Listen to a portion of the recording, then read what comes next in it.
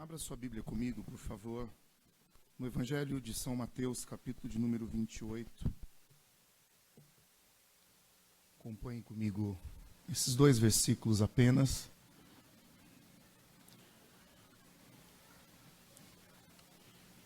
Eu gostaria de, nessa manhã, falar os propósitos e os resultados que a humanidade obteve a partir da ressurreição de Cristo. Todos os evangelistas vão tratar esses instantes finais da vida de Jesus e também as suas aparições após aquele domingo. E nós precisamos notar alguns fatos e lições que nós encontramos a partir da ressurreição. A partir daquilo que Cristo, de fato, cumpre o seu ministério. Jesus veio com o objetivo, sim, de trazer libertação aos oprimidos, dar vista aos cegos, fazer com que os coxos andassem, paralíticos levantassem, leprosos forem curados. E Jesus cumpriu, obrigado, todo o seu ministério. Mas você vai perceber o que o evangelista Mateus destaca nos instantes finais, e principalmente no verso de número 18 e 19. Diz assim: chegando-se Jesus, falou-lhes, dizendo, falou a quem? Falou àquele grupo de homens, aos seus discípulos. Jesus dirige essa palavra àqueles que caminharam com ele durante o seu ministério. Àqueles que, por intermédio do seu testemunho, da sua prática, Jesus praticou e os discípulos acompanharam, assistiram, eles viram. Mas é interessante notarmos que no coração dos discípulos haviam dúvidas. No coração dos discípulos ainda havia um certo receio.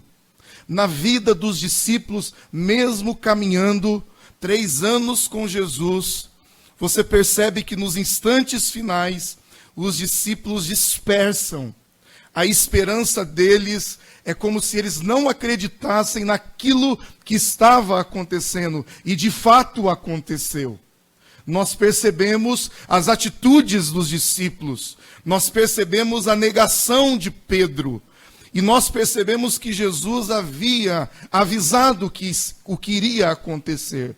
Mas de repente acontece e os discípulos ficam perdidos, abandonam, eles ficam ainda mais temerosos e ficam perdidos após a morte de Jesus Cristo. Então Jesus vem, encontra os seus discípulos, aparece a eles, especificamente aos 11 discípulos, e Jesus vai deixar algo notório, prático e fundamental para o cristianismo. É a partir daqui que a ressurreição começa a dar significado na Missio Dei. O que é a Missio Dei? É a missão de Deus. Desde o Gênesis ao Apocalipse, você vai perceber Deus com uma missão, a missão de resgate da humanidade.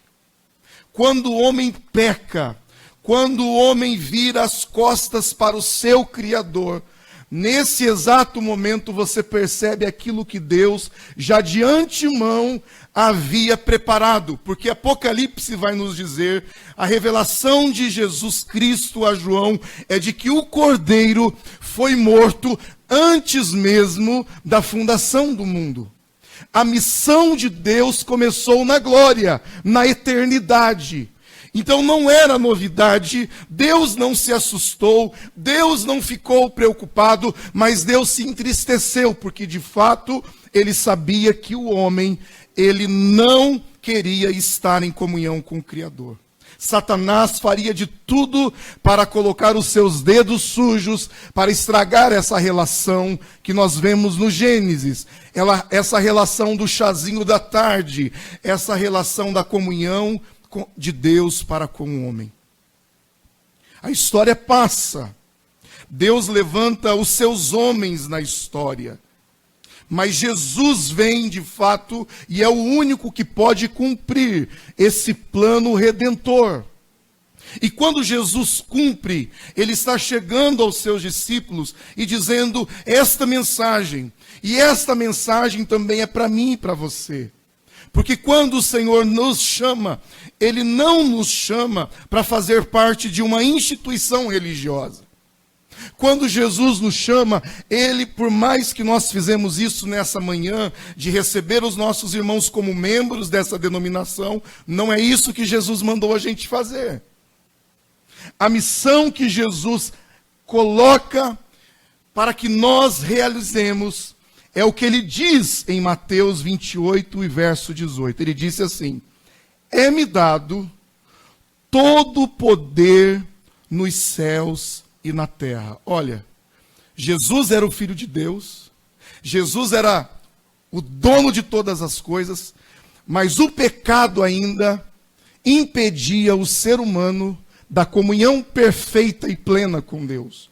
Para que o véu fosse rasgado, para que a cortina do templo fosse rasgado, para que nós pudéssemos ter a intimidade novamente com o Pai. E Jesus diz aos discípulos: olha, todo o poder me foi dado. Todo o poder me foi dado nos céus e agora na terra. Está consumado. Eu realizei essa obra que o Pai havia designado para mim. E aí Jesus continua dizendo assim: portanto, diga para o seu irmão e diga, portanto. Essa é a palavra de Jesus para você nessa manhã. Diga novamente para ele, portanto. Olha o que Jesus está dizendo. Jesus não mandou os discípulos irem e construírem uma mega catedral. Jesus não mandou os discípulos irem fazer membros de igreja. Jesus não mandou os discípulos voltarem e falar assim: olha, passem pelos mesmos lugares, continuem curando cegos, continuem ressuscitando mortos, continuem chamando os paralíticos para se levantarem. Não. Jesus, naquele dia, disse assim: portanto, como agora Deus me deu poder no céu e na terra, eu estou delegando vocês para irem e fazerem discípulos de todos os povos, há versões que diz de todas as nações, batizando-os em nome do Pai, do Filho e do Espírito Santo, e ensinando-os a guardar todas as coisas que eu vos tenho mandado, e certamente estarei convosco todos os dias até a consumação do século. Perceba que Jesus foi enfático, Jesus foi preciso, Jesus não fez um grande sermão, mas naquele momento Jesus estava dizendo assim: a ordem que eu tenho para vocês é essa: ir e fazer discípulos de todas as nações. E eu comecei a olhar essa grande comissão, essa missão mundial, porque Jesus estava dando um recado aos discípulos que eram judeus. Se nós percebemos toda a história do Antigo Testamento, e até mesmo aquele encontro que Jesus tem com a mulher samaritana, nós vamos perceber o povo judeu peregrinando para Jerusalém. A Páscoa era uma ordem que eles haviam recebido para ir até Jerusalém, para cumprirem aquele ritual. Isso nos parece muito familiar, de virmos até o templo, de entregarmos o nosso dízimo no templo, de orarmos no templo, de estarmos quase todos os domingos à igreja no templo. Isso faz parte da nossa vida. Mas Jesus está dizendo aos seus discípulos: olha, ide, No Antigo Testamento a ordem era: venham. É por isso que a mulher samaritana questiona. Os nossos pais nos ensinaram a adorar no monte. E como tu diz que agora já não é mais nem no monte, nem no templo. Porque na cabeça deles era isso. Havia um lugar próprio. E Jesus está quebrando esses paradigmas. Sabe por quê? Porque a tendência dos discípulos, e aconteceu isso. Se nós formos ler Atos dos Apóstolos, nós vamos perceber que os discípulos receberam a promessa do Espírito Santo, eles foram cheios de ousadia, o Senhor acrescentava o número daqueles que iam sendo salvos, e o que aconteceu? Eles começaram a ficar em Jerusalém. Os próprios discípulos continuam fazendo aquilo que a religião judaica ensinavam. É no templo, tem que vir no templo. Tem que ir na peregrinação. Nós sabemos que os cristãos católicos têm peregrinações que eles fazem anualmente. Se nós pegarmos a religião muçulmana, haverá peregrinações que eles vão até o lugar específico para adoração. Há muitos cristãos que entendem que é necessário nós irmos até Jerusalém. Mas a ordem de Jesus não foi essa. Jesus mandou ir. E talvez eu tenha o mesmo pensamento dos discípulos. Mas eles não têm tempo de falar, de perguntar.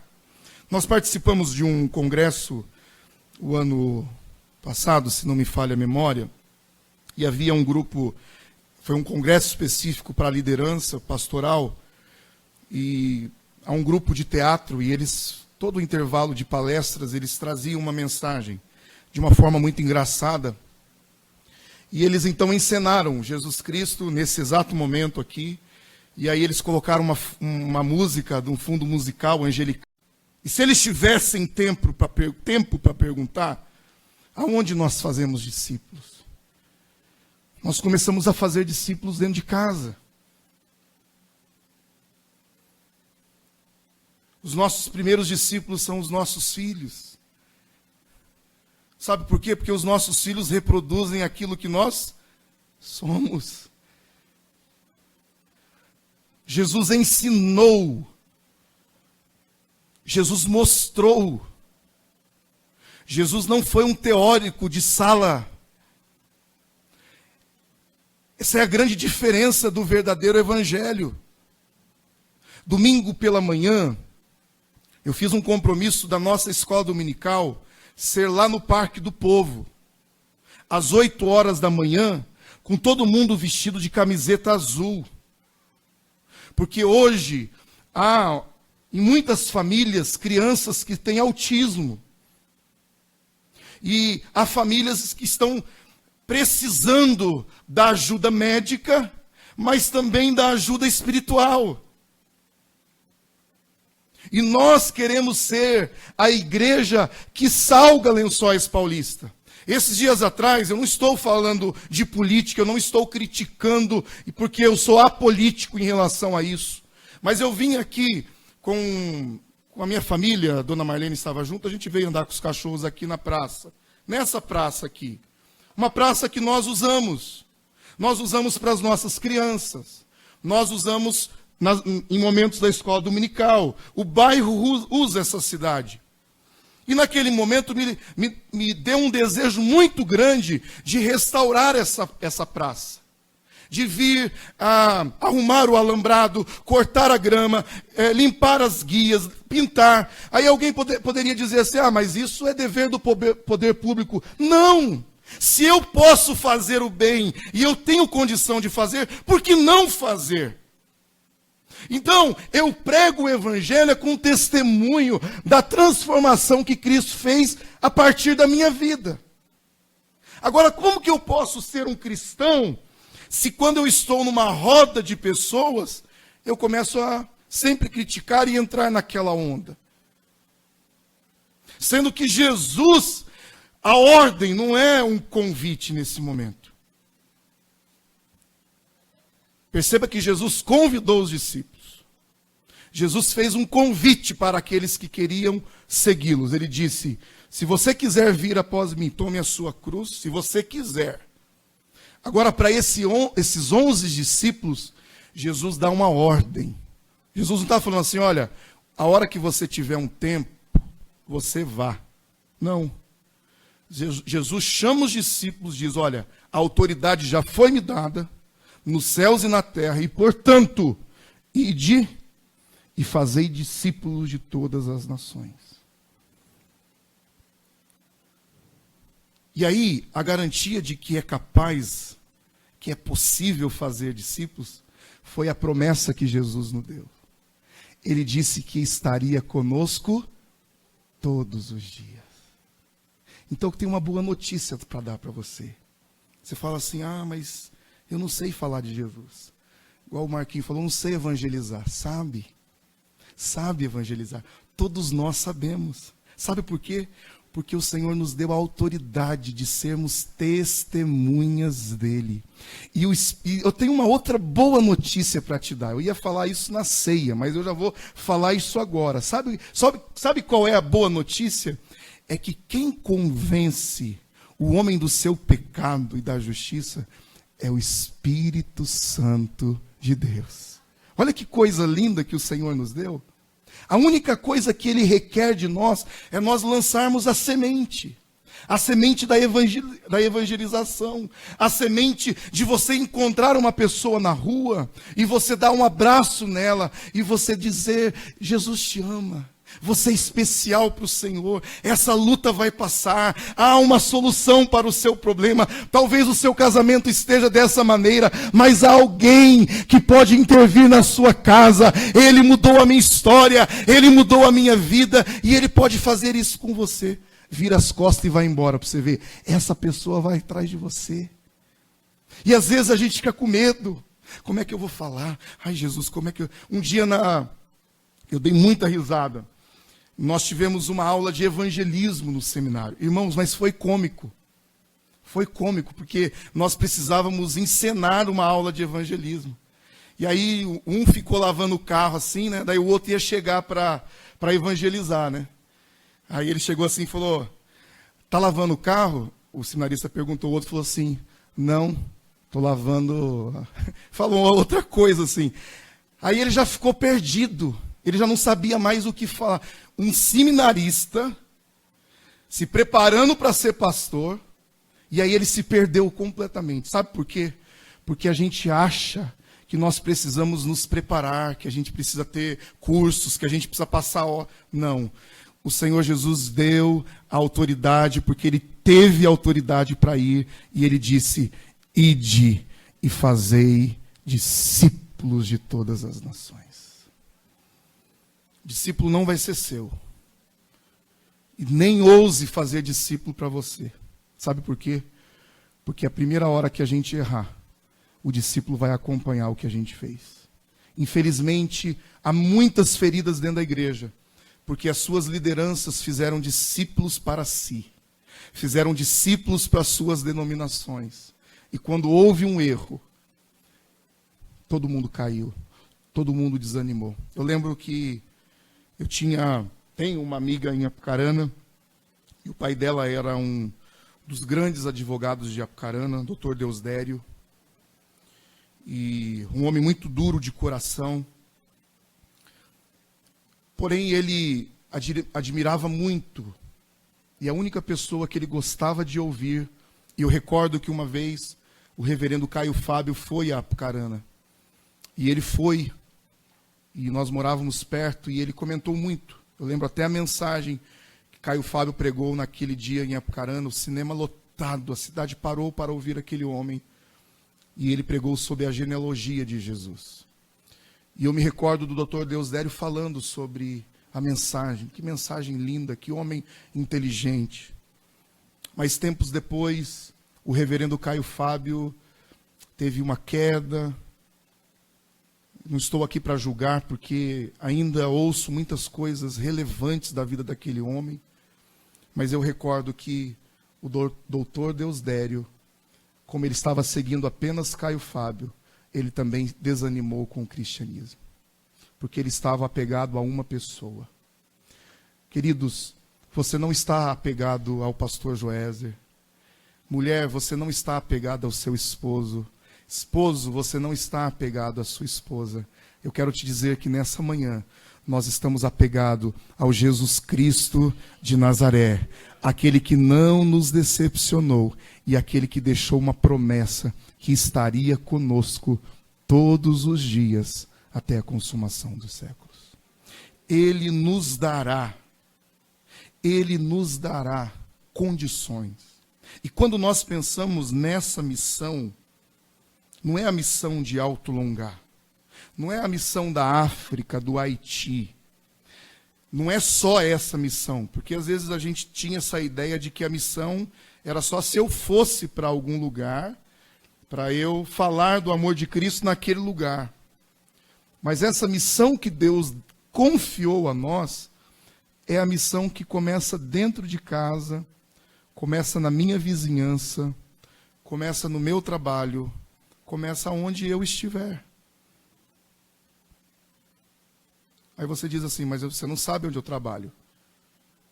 Mas e daí? Você acha que há barreiras para o Evangelho de Cristo? Você acha que há coração que Jesus não possa alcançar? Eu sei de pessoas que estão aqui dentro que jamais pensariam em ser cristãos, crentes, evangélicos. De pessoas com coração duro. De pessoas que foram criados dentro do catolicismo. Não estou falando isso como crítica.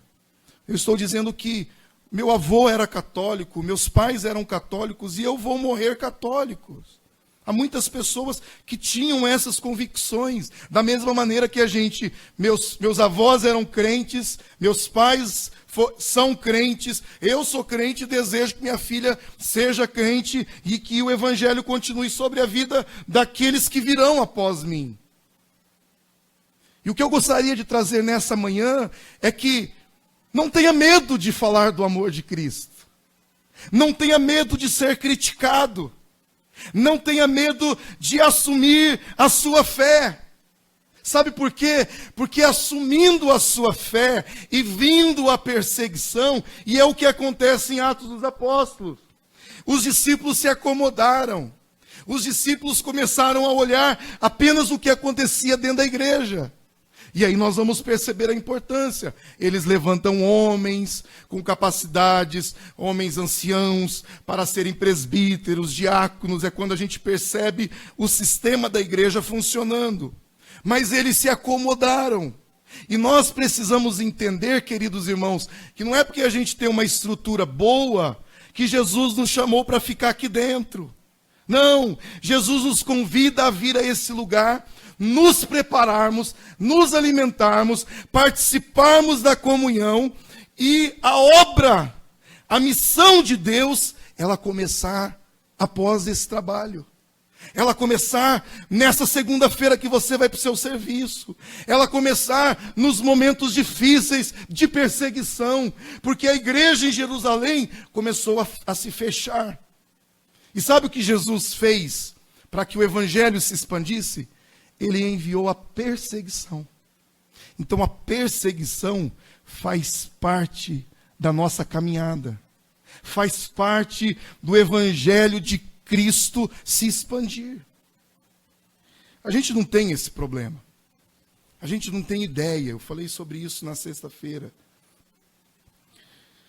Os cultos na Coreia do Norte, é que são nesses lugares que o evangelho de Cristo mais cresce. Há um tempo atrás nós ouvimos um relato de um egípcio. Deus está fazendo algo tremendo nos países islâmicos. Sabe o que está acontecendo? Jesus está aparecendo para muitas pessoas. E essas pessoas estão se convertendo dentro das suas casas sozinhas. Sabe por quê? Porque Jesus disse que a seara já está madura, já está pronta. E quando ele olha toda a humanidade, ele vai percebendo que há alguns lugares que deixaram de cumprir a missão. E a gente começa a cumprir as nossas vontades. A gente só olha para os nossos problemas. Eu não estou desmerecendo o seu problema. Mas eu estou dizendo que a gente olha apenas para nós, para a nossa salvação. Para apenas aquilo que Cristo fez na minha vida e está bom. Que Deus levante outros. Jesus olhou para os 11 discípulos e ele disse: ide. Jesus olha para mim, para você nessa manhã. Agora, se eu não entendo que eu fui chamado para ser discípulo de Jesus, essa mensagem não vai surtir efeito. Ela vai continuar como está. A nossa vida vai continuar sendo essa mesma vida. E hoje pela manhã eu estava até ali em cima, mas eu escutei o irmão Marquinhos dando um último relato no final da lição. E ele disse assim que havia um pastor que... Eu ouvi se eu errar alguma coisa, alguém me ajuda, porque eu estava em cima e não consegui pegar tudo. Mas ele disse assim que um pastor tinha dons de cura, mas esse pastor estava vivendo uma vida de pecado. Mas aonde ele pregava havia curas. E questionaram, mas como assim? Esse homem, como é que Deus ainda permite que ele realize curas, milagres através desse homem? E aí disseram, um dia ele vai se encontrar com Cristo. Um dia ele vai prestar conta dos seus atos para Cristo. Então, queridos, às vezes a gente está confortavelmente, não só assentado aqui, mas na nossa casa. A rotina se tornou uma rotina tão pesada que o que a gente menos faz é evangelizar. O que a gente menos faz é estar na presença de Deus. Se a gente colocar as nossas horas durante o dia, perceba como as semanas têm passado rápido. Perceba como os dias têm sido agitados. E Jesus continua dizendo a mim e a você, ide fazei discípulos, ide pregai o evangelho a toda criatura. Aquele que crê e for batizado será salvo. Há uma missão de Deus para mim e para você. Você que é discípulo de Cristo nessa manhã, levante as suas mãos aos céus e diga: Senhor, obrigado pela tua missão sobre a minha vida. Faça um compromisso nessa manhã de continuar a missão que Ele confiou a você. Sabe por quê? Porque Ele nos chamou para esse momento. O momento de nós partirmos o pão. O momento de nós lembrarmos da sua morte. E nessa hora eu já entro naquilo que o Senhor deseja falar por meio da sua palavra a respeito da ceia. Se os músicos quiserem, por favor, já arrumarem aqui, porque eu gostaria de fazer mais uma canção. Mas eu gostaria de dizer para você que Deus usou sim Noé. Deus usou sim a vida de Abraão. Deus usou Jacó, Deus usou José, Deus usou Moisés, Deus usou os profetas, Deus usou a Jesus Cristo, mas no dia de hoje, Ele quer usar as nossas vidas para que o evangelho dEle seja proclamado sobre a nossa cidade. A história bíblica apenas nos revela que a missão de Deus continua nos dias atuais. E todos esses homens, todos esses profetas, um dia chegarão diante do tribunal de Deus. Um dia eu e você chegaremos diante do tribunal de Deus. E o Senhor olhará para as nossas mãos. Com certeza, há muitas pessoas que, humanamente falando, têm muitas coisas nas mãos. Tem bens, tem riquezas, tem filhos, tem família, tem talentos.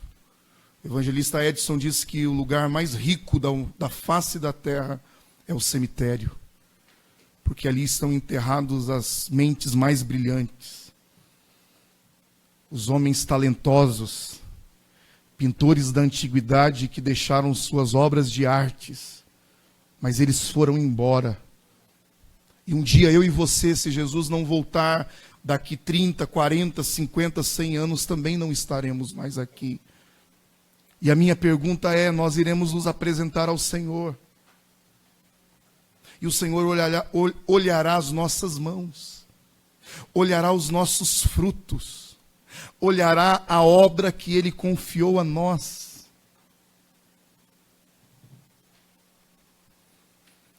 E nós precisamos estar atentos, queridos irmãos, porque Jesus naquele dia, Ele poderá nos julgar, e Ele irá nos julgar. E quantos dirão, Senhor, eu profetizei em Teu nome. Senhor, em Teu nome eu fiz maravilhas. Senhor, em Teu nome eu expulsei demônios. Mas o Senhor olhará e dirá, eu não vos conheço. Porque a missão que Ele confiou a nós, nós falhamos. É manhã de retratarmos, é manhã de olharmos para dentro de nós e perguntarmos ao Senhor, Pai, como tem sido a missão que eu tenho feito a Ti?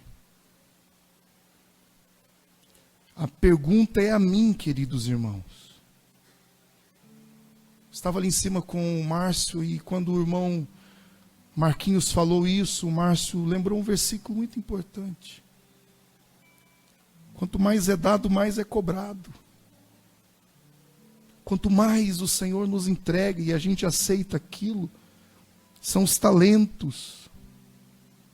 E às vezes você chegou nessa manhã dizendo, mas eu tenho só um talento, não sei falar. Não. O Senhor te dá a capacidade de multiplicar. Sabe por quê?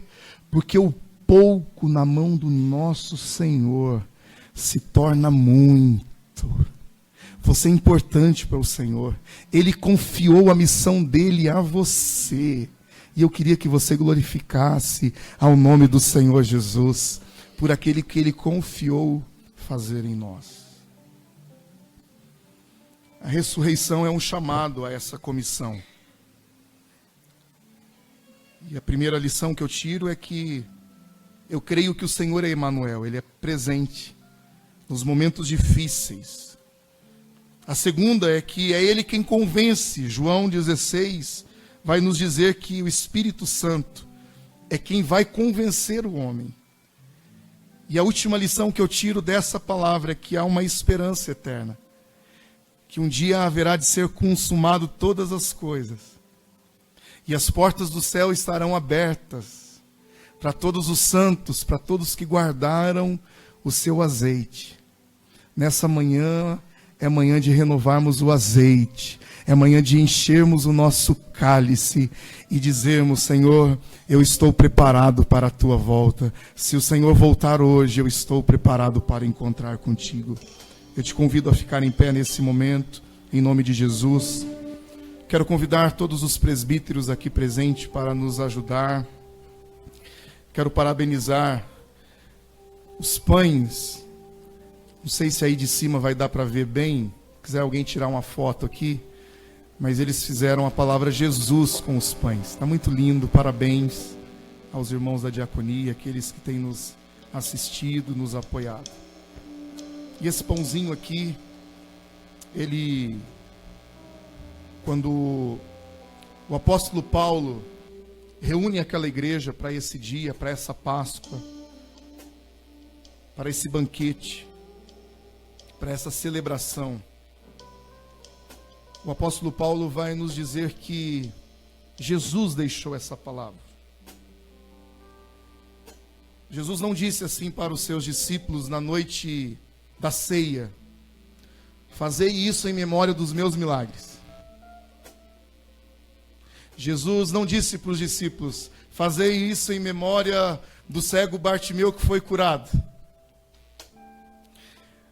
Jesus não disse: fazei isso em memória do filho de Jairo, filha de Jairo, daquele moço que nós encontramos no caminho e ele ressuscitou. Jesus estava dizendo: fazei isso em memória da minha morte. Porque é na ressurreição que começa o plano restaurador da humanidade. E é por causa da ressurreição que eu e você estamos aqui nessa manhã. Glória a Deus por isso.